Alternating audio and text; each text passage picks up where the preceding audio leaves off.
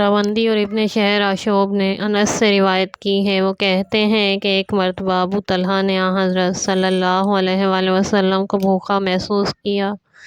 مجھے حضرت کے پاس بھیجا کہ حضور چل کر ابو طلحہ کے یہاں کھانا تناول فرما لیں۔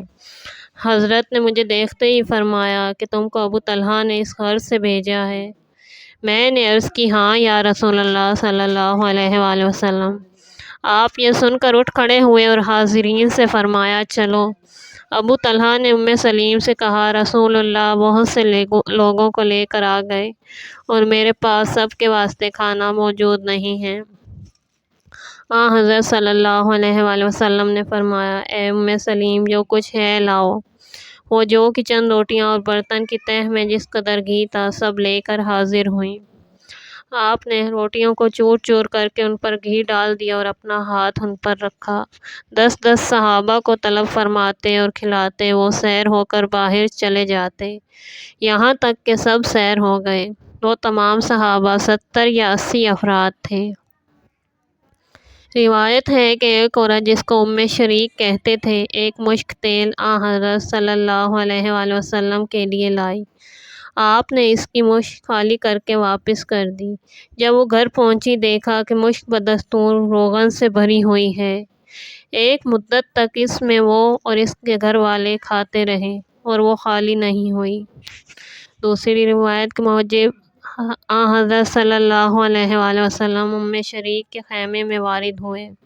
اس نے حضرت صلی اللہ علیہ وآلہ وسلم کی ضیافت کے لیے بہت اہتمام کیا اور ایک مشک جس میں سمجھتی تھی کہ بہت روغن ہے مگر وہ خالی تھی۔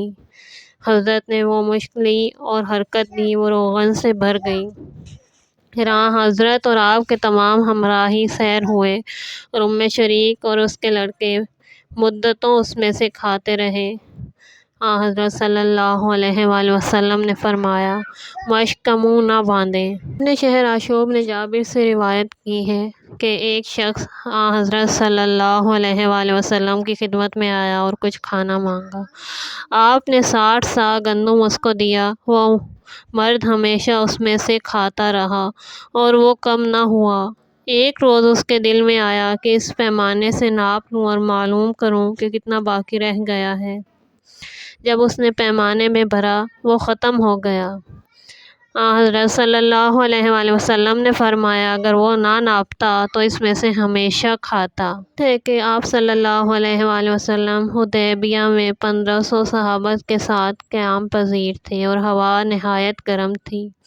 لوگوں نے آپ صلی اللہ علیہ وآلہ وسلم سے شکایت کی کہ آب رواں خشک ہو گیا ہے اور کنواں جو ہے اس میں پانی نہیں ہے اور پانی والے کنووں پر قریش نے قبضہ کر لیا ہے۔ حضرت صلی اللہ علیہ وآلہ وسلم نے پانی سے بھرا ہوا ایک ڈول منگایا وضو کیا اور پانی لے کر منہ میں پھرایا اور اس ڈول میں ڈال دیا اور فرمایا کہ کنویں میں ڈال دو۔ جب وہ پانی کنویں میں ڈالا گیا تو پانی سے لبریز ہو گیا۔ دوسری روایت کے مطابق اپنے ترکش سے تیر نکالا اور کنویں میں ڈال دیا۔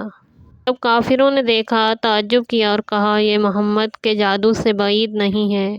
جب آپ صلی اللہ علیہ وآلہ وسلم وہاں سے روانہ ہونے لگے تو فرمایا تیر کنویں سے نکال لو۔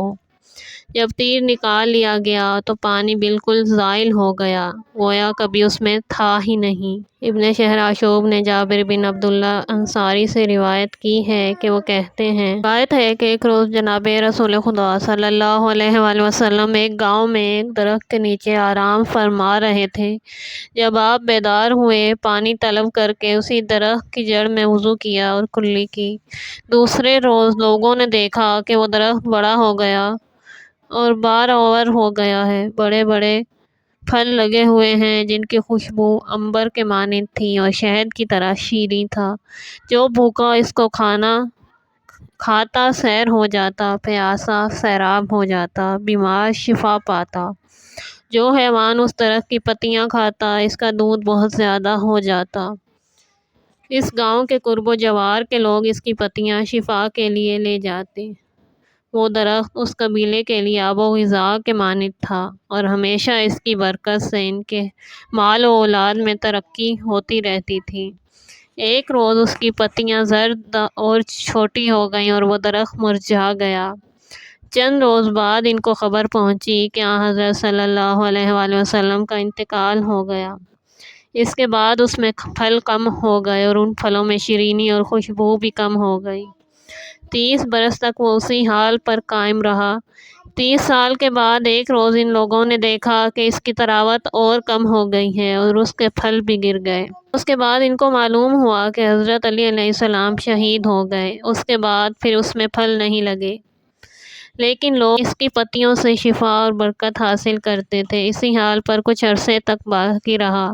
پھر ایک روز دیکھا کہ درخت خشک ہو گیا اور اس کی جڑ سے تازہ خون جوش مارتا ہے اور اس کی پتیوں سے خون ملا ہوا پانی ٹپک رہا ہے، جیسے گوشت دھونے کے بعد پانی نکلتا ہے۔ اس کے چند روز بعد ان کو اطلاع ملی کہ اس روز امام حسین علیہ السلام شہید ہوئے۔